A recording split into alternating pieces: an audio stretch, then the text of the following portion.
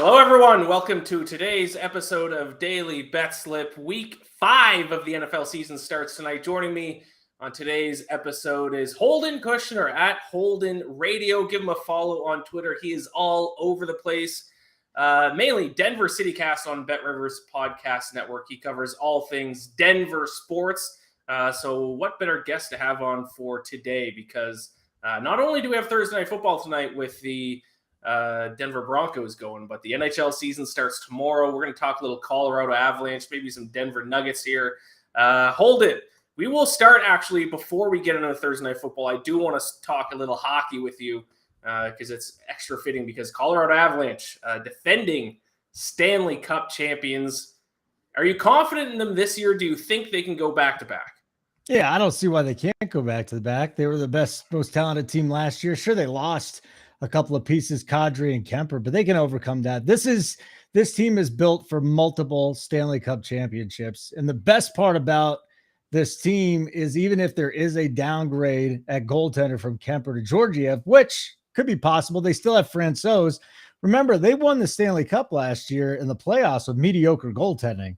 So I think even with that, this team, with the losses, can still withstand it because they are still the most talented team. They've got 2 Hart Trophy candidates. Maybe it's McKinnon's year. Maybe McCarr does it this year. It's stacked. It's stacked top to bottom, and I think they'll do it again. I do kind of cheer for the Avalanche because Nathan McKinnon, a fellow Nova Scotian from Halifax, Nova Scotia. So I cheer for him, specifically Cole Harbour. Shout out Cole Harbour. But let's talk about the goaltender. Is Alexander Georgiev going to start for them? Do you have any confidence in him? Because to be honest, with the Rangers, he didn't look great last year. So that would be my main concern with the Avalanche is the goaltending situation. Yeah, again, I'll just go back to this. They won a series with Pavel Francouz in net. I know, it's true. Okay.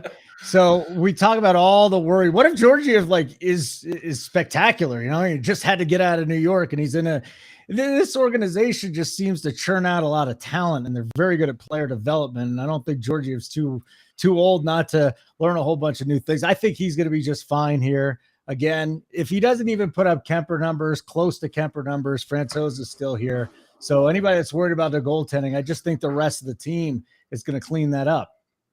Yeah, I agree. I mean, maybe Igor Shesterkin made it look easier than what it really was to play goaltender behind that Rangers team. So, I'm with you. Maybe Georgiev will look all right after all. Maybe I'm just jealous as a Leafs fan that we couldn't get him because I certainly don't have faith. How's that going for you? How's your life as a Leafs fan treating you? It's not good, man. It sucks. It's heartbreak year after year after year after year. Before Game 6 against the Lightning last year, I bought a cigar and a bottle of champagne to celebrate us finally winning a series, and then lost 2 straight. So yeah, I do root for the Maple Leafs though. As far as a Canadian team, the Maple Leafs and the Canucks, my 2 Canada teams. But I mean, I hope it is the Avalanche and the Maple Leafs, and then the Avalanche win in 7 games in triple overtime, and then just tears of pain. Good mojo, yeah. Ian. Good mojo. Ben Heisler chimed in the chat. He did want to let me know that he says hi. So there he is. I love Benny. Saying hi himself in the chat. Happy Yom Kippur, Benny. You big stud. I'm a big Benny Heisler fan. Love it. Little BetSided connection there. The other issue that I want to bring, I'm just trying to poke holes in the Avalanche, who, by the way, far and away the Stanley Cup favorites. Nazem Kadri. There's probably, I don't know if there's a more underrated spot or position or role in the National Hockey League than a second-line center. To be able to have a good, gritty second-line center makes all the difference in the world. Nazem Kadri now in Calgary. How do you think the Avalanche are going to deal with that? Do you think they're going to be all right? Do you think they're still do they have a replacement for Kadri in that spot? Yeah, I think they're going to be just fine. They'll have either Alex Newhook or JT Compher. Listen, maybe they won't be. They're not going to be as productive as Kadri was last year, but is Kadri going to be as productive as Kadri was last year? I don't think so. So listen, maybe Newhook wins the the second line center job. You still have Mikko the Freako, Mikko Rantanen. We saw a little bit in the playoffs, second line center. Maybe we see a little bit about that. And then the other thing that nobody talks about this team with the depth, Cogliano and Darren Helm with Rodriguez, I would think, on that 4th line too. They're just so deep. Yeah, I mean, the Avalanche are going to be tough to beat, especially out of the Western Conference. I'll throw this at you because I think we can admit the Western Conference is a weaker conference than the East for sure. What team out of the West do you think gives the Avalanche the biggest run for their money this year? Nobody. And then if I had to pick somebody, nobody. There's just nobody that's good, Ian. I'm sorry. They're the defending Stanley Cup champions. No one's going to sniff them. They rolled through the playoffs last year. Everybody's doubting that they can't repeat because they've lost too much. They've got plenty in reserves. Nobody. There's nobody, Ian. The Flames? No one? The Flames. That was a nice one last year. The Flames are going to take the Avs out. What happened to the Flames? Their goaltenders just forgot how to play hockey. Was it second round? Did they make the second round? Yeah, it was second round. It was the second round, yeah. I was one of those guys that had the Flames beating out the Avs, so didn't even get a chance to see that, unfortunately. Let's talk about some other Colorado sports here. Now, I'm not a big NBA guy, so I don't have too much to contribute to this. But for the viewers out there, what are the Denver Nuggets looking like? To be honest, Jamal Murray's still there? I think he's Canadian. Let me ask you a sec. Let me ask you something. First of all, he is Canadian, so that was a sweet pull. You do know more about the NBA than you think you know. Second of all, why do you want to talk NBA if you don't like the NBA? Like, I don't blame you. The regular season of the NBA is painstaking. The only reason I watch it is because you can make a ton of money once the rotations get set. Player props, it's fun. It's fun. We have an advantage there. But I mean, honestly, regular season NBA outside of betting player props for me, it's like pulling teeth, man. I'm with you, Ian. DFS and player props is why I watch NBA. So that's the reason why, to make money. So then give me a name, a player on the Denver Nuggets. Is it Jamal Murray? Maybe for player props want to target? Well, I mean, listen, Jokic, we all know Jokic. It was beautiful because his triple-double numbers were like sitting at plus 400, 350. And at one point in time, they were just even money. It got stupid on triple-doubles, but Joker, maybe at the beginning of the season, his wrist has bothered him a little bit. Don't overreact if anything happens. Maybe that'll lower some of the props if his statistics are a bit down, the minutes isn't there. So that's something I'll be looking at. Jamal Murray should be coming back. I expect him to be full bore. On this team, maybe the unders are something we'll be looking a little bit more at because they really upgraded that side of the ball defensively. KCP, Bruce Brown, and DeAndre Jordan. If he has anything left, they drafted Christian Brown out of Kansas. Better defensive team this year, Ian. All right, love it. That's all I needed to hear. I love it. I'll be looking at unders for the Nuggets early on the season. The NBA starts 2 weeks away. Excited for that to start because we are entering kind of like the part of the sports calendar where just everything is going on all at once. But let's talk about tonight's action. I got to talk about the Avalanche first because you have nothing but good things to say about the Avalanche. I'm going to assume it's maybe not all sunshine and rainbows about the Denver Broncos. Do you still have faith in this team after they kind of stumbled out of the gates? Yeah, I don't want to overreact to it, but the one thing I learned is that there was a bill of goods that was sold to this franchise with the excitement of Nathaniel Hackett and Russell Wilson. And Nathaniel Hackett doesn't look like he's going to have this job after a season, especially, a buddy of mine, Ian St. Clair here. I want to give him a shout out, Mile High Report. We were talking about this morning. He's like, I want Sean Payton. They might as well just can this guy. They got the richest owners in the NFL. The Waltons want to win. I'll say this. He right now he stripped his own head coaching responsibilities away, gave the in-game decision-making upstairs to a guy named Jerry Rosberg, who was an assistant with the Ravens for a long time. The special teams coach don't like him. You could just read between the lines there. But Hackett's now an offensive coordinator. I really believe that they signed him trying to get Aaron Rodgers, and it just didn't work out. And they ended up doing a great thing and getting Russell Wilson. Maybe it was a great thing, but I'm just downgrading it because they're rudderless right now. Hackett has to prove that he's worth something besides being a play caller, which, by the way, this offense has gotten off to a really slow start. So if you're putting the blame on the offensive woes, are you putting it more on Hackett over Russell Wilson? Yeah, just a little bit, though. Just a little bit, though. I did think that we were going to see some growing pains with Wilson. How could you not? I mean, he played his whole career in one place, and now he comes over here in Seattle, and he has some of an off season with some of these guys. The rest of the off season, he decided to jet set and go do his thing and make sure he was a celebrity. He's got to get going. But I think it's more on Hackett now, just because it's almost like a lack of institutional control. He's just a mess. And the time management has been better, though, since he let somebody else do that. Time management, replays. It's a mess here, Ian. It's a mess. Are you sick of seeing the Bronco Country Let's Ride memes? Yep. Sure am. Sure am, Ian. Hey, it's never going to be worse than the 28-3 memes that I'm still living with like 7 years later, and will have to live with. For How are you living with that? You don't sound like you're from Atlanta. No, I'm not. Well, there's no Canadian NFL team, so I had to pick someone. I ended up going with Atlanta. So yeah, you could have chosen any team, and you chose the Atlanta Falcons. Yeah, I guess I'm just a masochist. Why would you do that? Heartbreak.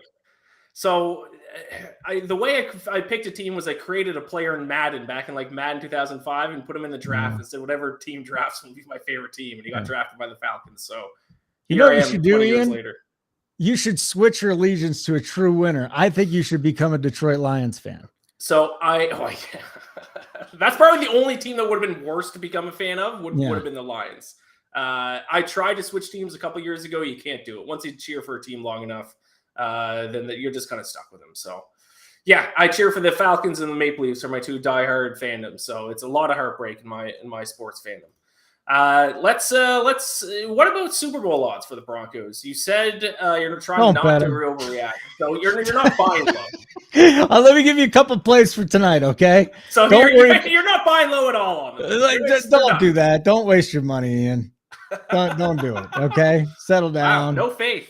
I still think they can make it as a wild card team, but now that's almost like a ceiling. So much would have to go right. So much would have to change in such a short period of time. Although right around week 5 last year, guys don't play in the preseason anymore. Right around week 5 is when the play started picking up. Even Tom Brady said it was ugly. I'll just give you this. These are my two tonight. Melvin Gordon over 10.5 receiving yards. He's probably at 12.5 now. Just go with that. And Matt Ryan's going to throw an interception. Oh, my boy, Matty Ice. Yeah, minus probably a bucket a quarter, minus 125. Go bet Matt Ryan to throw an interception tonight. Kick your legs up, sweat it, just like we did with Matthew Stafford the other night. But it happened, and it'll happen again. No take on the side? Well, I think the 3 and a hook makes it a lot easier to back the Colts, but now it's 3, which makes me want to stay away from it altogether. I like the 44. I don't like 42. Total. All right. Makes sense. Yeah. I mean, hey, who knows, man? The Broncos get a wild card spot. Anything can happen in the postseason. It's possible. It's possible. But you don't want to touch that 30-1. No. What price would that have to be? 50-1? Nope. 60-1. 100-1. 100-1. Come on. Yeah. I'll give you a 1/10 of a unit. That's what I would put on that. All right. So there we have it. That is. Ian, I got to go walk my cat, buddy. Yes, I got to get out of here. Okay. I tried that with my cat once. It didn't work. So. No, she loves it. Good luck with that. Tell the people the best place to find your work. Oh, just find me on Twitter at Holden Radio. I'm with Run Pure Sports, Run Pure Bets, the Bet Tour Network, TOR. It's pretty cool. It's a new app. And then the Denver City Cast on the Bet River Podcast Network. So just a lot of stuff going on. More to come too, Ian. More to come. I love it. Love to hear it. Check them out on Twitter at Holden Radio. Thank you so much for joining me. Good luck to the Broncos tonight. Thank you. Thank you, Ian. Next up, we got Donnavan Smoot's going to be joining me. We're going to be talking about our best bets for tonight. And also going to be talking about NHL tomorrow. NHL starts tomorrow. Hello, Donnavan. What's up, Ian? What's going on? Speaking of Donnavan, speaking of the NHL, we recorded Rookie versus the Vet yesterday. So after today's episode, check that out. We give out our best futures bets for this NHL season. Lock them in because puck drops for the 2022-2023 season at 2 p.m. tomorrow in Prague, Czech Republic. Donnavan, you ever been to Czech Republic? Not at all. Not at all. The only thing I know about Prague is the Nicki Minaj meme when she was saying that people out here couldn't spell Prague. That's the closest I've gotten to it. I think our coworker Reed Wallach might have been to Czech Republic at one point. So I have certainly never been anywhere in Europe. So there you go. Let's talk some picks for tonight. And we also have community picks for tonight. So we'll get to those first. But in terms of our picks, I got My favorite total bet for the game, I have a prop bet, and then like I said, I have my best bet for tomorrow's NHL game. Donnavan, you've got a couple preseason NBA picks, and then a anytime touchdown score for tonight. One that I will say I like quite a bit. So why don't we go ahead and start? Actually, and I will say there is quite a bit of chatter in the chat about tonight's game and about some other NFL things. Let's do community picks, and then we'll address Luke Schill and Jesse Ebert in the chat. So let's start with community picks here first. Let's go with the first one here if we can. There it is. Paul Westerhoff.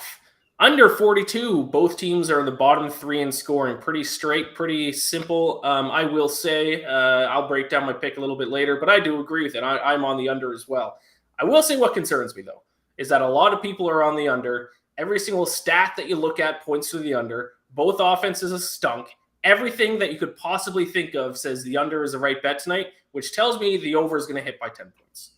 That is my exact logic tonight. Right. Is literally everybody saying to take the under, and no matter what the movement is, everyone's like, okay, it doesn't matter. It's Thursday night, things get crazy. Like the under still gonna hit. I feel like just maybe just putting it, putting a bet in on the over just because I know that if I back the under and the over hits, I won't forgive myself. Yeah, and I probably won't forgive myself. I'm on the under anyways, though. I have to trust the numbers. That's just my handicapping strategy, and I can't stray away from it, even if my gut is screaming at me to do the opposite. So good luck to I missed his Twitter handle, @lumpinmyoatmeal. Okay. Wow. I like it. Do you like lumpy oatmeal? Are you an oatmeal guy? I'm not a huge oatmeal guy. I've dabbled in the oatmeal world a little bit. Cream of wheat, maybe? Yeah. Okay. I mess with some cream of wheat. I sometimes get in those moods. I like that. Okay, cool. Young Acorn, who also has a great name, compliments the Lump in My Oatmeal nicknames. There you go. A couple of two nice nicknames complimenting each other. Let's go ahead with the next community pick. Cordog @Cordog91. We just got all the Twitter usernames coming in, eh? Alternate line under 13.5 plus 2,000. This isn't real, but this game is going to suck. I did have to put this in. He said he's not betting it, but how about that? 20-1 for it to stay under 13.5. I mean, I think that's a little aggressive. Yeah. That's a little aggressive. We can't do that. I like the aggressiveness, though. Let's go ahead with the next one. Tyler Posey @Coach T Posey. What up, Coach? Josie Jewell over 7.5 tackles and assists. He's averaging 11.5. Has only played 2 games. Linebacker is a run stopper, but also is involved heavily in lower A dot plays and tight end coverage. Look at Coach coming with some coach talk here. Heavily in lower A dot plays. Indianapolis has targeted tight end 6th most times. Ryan 6.9 air yards per target. I don't know. You can find those defensive prop bets. They might be a little bit tough to find, but if you can find a sports book that has them, Josie Jewell over 7.5 tackles and assists. Yeah, it looks like. Listen, Coach, if you've been doing your film study, I was gonna say, Coach has been watching some film. It sounds exactly. Like. Listen, if you've been in the film room and you feel confident about that, go ahead and back it. Let us know how that works out. Yes. All right. Go ahead with the next community pick. Tim Harrington. I know Tim Harrington. I don't think it's him, though. @Tim Harrington 13. Matty Ice to throw an interception, -120. Holden also gave out this pick.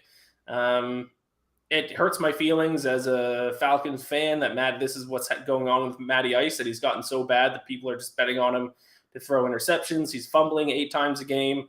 He's one of the worst quarterbacks in the NFL through the first 4 weeks. I bet on him to win MVP. It's a disaster. I told you. I know. And you knew it was coming. You knew I was going to tell you I told you so. But I'll give him some credit. Actually, no, never mind. I won't give him credit because I just looked up his numbers. And he's at 5 interceptions on the year. And he's thrown an interception 3 of the 4 games this season. So, yeah, we will back Matty Ice to make a mistake tonight. A disaster. The fellas in the chat are having a real heated debate about oatmeal here. Oatmeal, Young Acorn says oatmeal is fire with some butter and brown sugar. Ben Heisler says grits is better than oatmeal. I don't know if I've ever had grits. I don't know what that is. Grits is disgusting, by the way. I'm sorry, Ben. I can't get down with that. I'm not a grits fan. And Ben comes back and says the fact you have to hide the taste by pouring in butter and brown sugar proves my point. And then Young Acorn comes right back with, well, that's Benny. That's what I do with my grits. So how about that? A big grits versus oatmeal debate going on in the chat. Who would have thought? We just need to broadcast that. We're having a really big debate here. It needs to get solved. At Lumpin' My Oatmeal started this thing, so I blame him or her. It might be a her or they. All right, let's bring up the third or fourth community pick. I've lost count. The oatmeal debate distracted me. Jay Cutler is my QB1 at Jeff_ice cold ski. Jelani Woods, anytime touchdown scoring at 10-1. Shouting out Caesar specifically. So Jelani Woods, a big dark horse touchdown score tonight at 10-1. I will say I have a dark horse touchdown score, and it's one that has already been giving out in the chat. Luke Schill and Ben Heisler seems to be on it as well. So Mo Alley Cox, I got him at plus 480. So it looks like all of us are kind of on Mo Alley Cox. He got 2 touchdowns against the Titans last week. I think that's a pretty good dark horse price, but Jeff_ice cold ski is on Jelani Woods 10-1. I don't hate that. I don't hate that. I really like your pick with Mo Alley Cox. I think that's a really good bet for tonight, and there's some serious value there. I have an anytime touchdown. We'll get to that in a second, but I like that. Luke Schill says I love Jake Plummer. Jake Plummer, former Arizona Cardinal, former Denver Bronco, took the Denver Broncos to the AFC Championship, I believe, back in the day. How about that? Some Jake Plummer love in the chat. So random. Yeah, very random. All right, let's move on to our best bets for tonight. I'm gonna start. Let's start with all our Thursday night football stuff. So I'll give my total pick, and then you give your anytime touchdown score. I'll give my prop, and then we'll move on to NBA and NHL. Sounds good. So I am going to go with the under 42 in tonight's game for the main reason why everyone else is on it. 2 bad offenses. Colts are averaging fewer yards per play than the Texans at this point in the season. Like, it's a disaster for the Colts offseason. Now, anytime they even put together a half-decent drive, they fumble it or turn it over somehow. So Colts offense stinks. Denver's offense average 15th in yards per play, but both defenses are top-notch, 6th and 7th in opponent yards per play. Denver, also the best red zone defense, which always helps an under. 33.33% of the time their opponent is scoring a touchdown, so that is the best mark in the NFL through the first 4 weeks. We've talked about it enough. Everyone is talking about it. Every single person is on the under. That's what the numbers say. I'll trust the numbers. We'll see what happens. Yeah, like you said, we've had a lot of conversation about the under, and so I think that I'm just going to go with the over just to be that person. I don't hate it, but that's where I'm at. That's where I'm at today. But go ahead with your touchdown scoring prop. Yeah, so I'm going to go with Michael Pittman Jr. as my touchdown score tonight. I was able to. He's at plus 200 right now, and I really like Pittman tonight for a couple reasons. So one, there's a bit of like positive regression that I'm trying to get from Pittman. He hasn't scored in the last 2 games. He scored in the first one, but he's clearly the number 1 receiver in this Colts offense. Jonathan Taylor isn't going to be there tonight, so if the Colts turn to more of like a pass-heavy offense, he's going to be the number 1 guy. Nyheim Hines is like the passing back. Again, like he might be liable for a touchdown as well, but I like Pittman. Also, I think and actually I'll save this, but like the game script kind of favors for the Colts to be throwing towards the end of the game. So I think that Pittman might be able to get one late in the game. And he's also been really, really good in prime time. If you take out a game that he got ejected, and our guy Brian wrote this up over at BetSided earlier today, but Pittman's been money in prime time. He scored a touchdown in 3 of the 4 games that he has not been ejected in. So there's a lot of value, and getting him at plus 200 when he's kind of the main playmaker for this Colts team is really good. Yeah, I like that bet quite a bit. I'm also on a Michael Pittman prop. I'm on his over yardage, which I think was 63 or 64 and a half. Yeah. So we are both in on Michael Pittman tonight. I like it quite a bit. I will just shout out a couple of these picks that are in the chat here. Beers and Bowtie says he posted his pick a little late, but he's on Russell Wilson over 237.5 passing yards. That is another prop that I'm on as well. That's one of the ones that I gave out on the show I was on with Vegas Insider earlier today. Russell Wilson's already averaging more than that this season, and the Colts' secondary is their weakness. They're one of the best run-stopping teams in the NFL, but they rank 17th in opponent yards per pass attempt. So also with Javonte Williams now out, I think they're going to lean on the pass a little bit more. So, yes, I like that pick as well. Young Acorn is on Judy over receiving yards. Didn't have the number in there, but I'm not going to argue against that either. If I'm on the over Russell Wilson, I obviously like the over with the receivers as well. And Luke Schill is on Sutton over receiving yards, Judy over receiving yards, Alec Pierce over receiving yards. He's expecting a pass attack shootout tonight. Yeah, this game is going to be the stupidest game of the year, because everybody's looking at this game, and I think we're all expecting the exact same thing to happen, and everybody has the same exact game script. And Young Acorn said that this game seems so obvious to pick it scary. It's going to be the drunkest game of the year. Yeah, I agree. It's ridiculous. Or maybe it will just be the exact game that we're all expecting. I have no idea. I'm going to be very cynical and bet that, maybe 90% of America who thinks that one thing is going to happen, the opposite is going to happen. That's right. That's probably a decent strategy. My other prop that I have for the game tonight, and then we'll move on to some NBA and NHL. Going to take Melvin Gordon under 61.5 rushing yards here. Colts, I already mentioned it, much weaker in the secondary, but they're second in opponent yards per carry, allowing only 3.1 yards per rush. Melvin Gordon's only averaging 3.8 yards per carry so far this season. He obviously has the fumble issues that after he fumbled last week, they just took him out of the game. So I don't even know how much they trust Melvin Gordon. Obviously, they might have to with Javonte Williams out. But I honestly had to look up to see who next in line was for the Broncos. Mike Boone. Maybe we'll see more Mike Boone tonight. But just to me, this seems like a crazy total for rushing yards for Melvin Gordon. So I'll take under 61.5 rushing yards for him. Yeah, I like that. That seems a bit high, because I do think that his leash, like you said, is going to be very, very short. And if we get one mistake from Melvin early, it will be a big Mike Boone game. Yeah. Yep.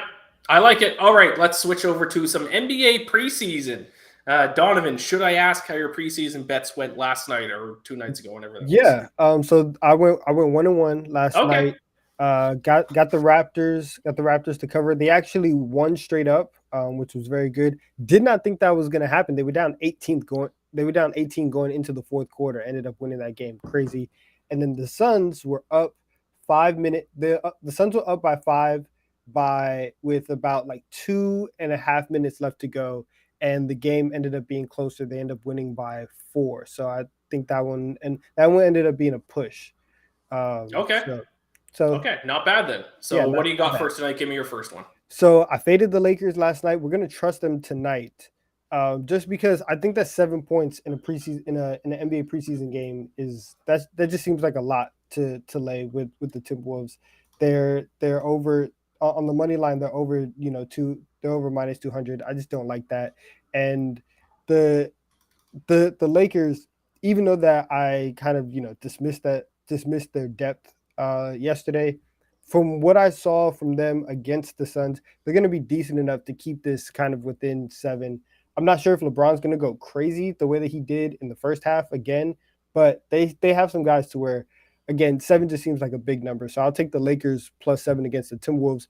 And then the Heat, I'm going to take them plus 5 versus the Nets, kind of for a similar reason that I took the Raptors yesterday, in that the Heat just have a lot of guys, and they have a lot of really, really good depth guys. They always seem to find the unknown guys that they could bring out the woodwork and work them into their system. And for the Nets, they're gonna play Kyrie, KD, and Ben Simmons for about 18 to 19 minutes. They're not even gonna play for a whole half.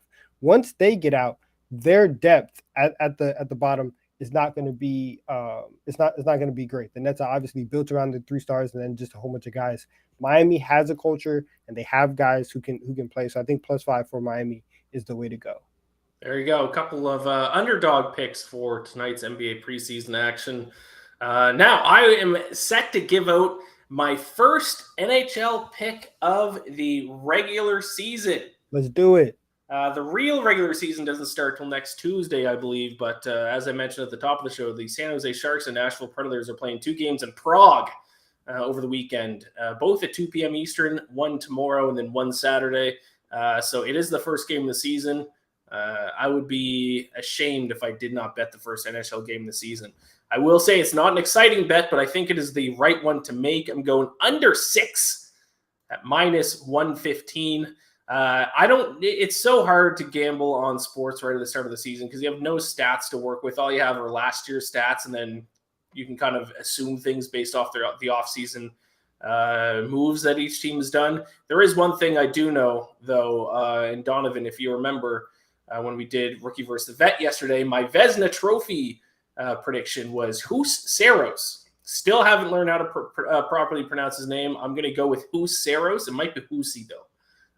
He is the goaltender for the Nashville Predators. If I'm going to pick him to win the Vezina Trophy, I obviously think he's going to have a good year. What better way to start off the season than a strong performance in Prague?